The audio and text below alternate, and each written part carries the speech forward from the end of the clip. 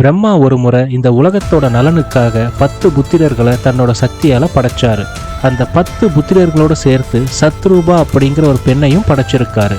அந்த சத்ரூபா பேரழகியா இருந்திருக்காங்க.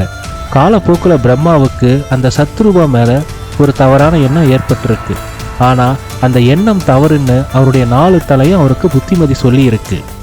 இந்த தவறான எண்ணமானது ஒரு கட்டத்துக்கு மேல பிரம்மாவால பொறுக்க முடியாத அளவுக்கு போயிருக்கு. இதோட பின் விளைவாதான் அவருக்கு 5ஆவதா ஒரு தலை முளைச்சிருக்கு. அந்த 5ஆவது தலை பார்க்கறதுக்கு அப்படியே ஒரு கழுதையோட தலை மாதிரி இருந்திருக்கு. இந்த 5ஆவது தலை பிரம்மாவோட சிந்தனையை கட்டுப்படுத்தி தவறான முடிவுகளை எடுக்க வச்சது. அதோட பின் விளைவா அவர் மும்மூர்த்திகள்ல விஷ்ணுவையும் சிவனையும் எதிர்க்க ஆரம்பிச்சாரு.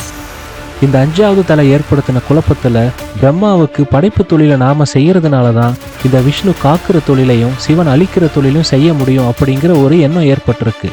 பிரம்மாவோட 5ஆவது தலை மற்ற 4 தலைக்கும் தெரிஞ்ச நல்ல விஷயங்களை மட்டும் இல்லாம 5ஆவதா இன்னொரு விஷயத்தையும் கண்டுபிடிச்சிருக்கு.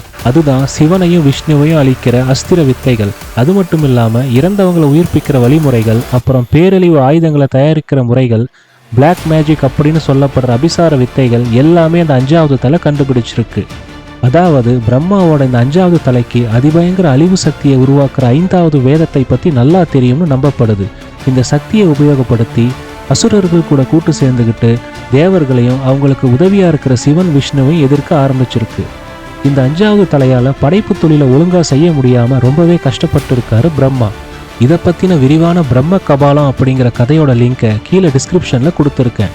வாசிக்க விருப்பம் இருக்கிறவங்க பிரதிலிபி ஆப்பை டவுன்லோட் பண்ணி இந்த கதையை இலவசமாக படிக்கலாம்.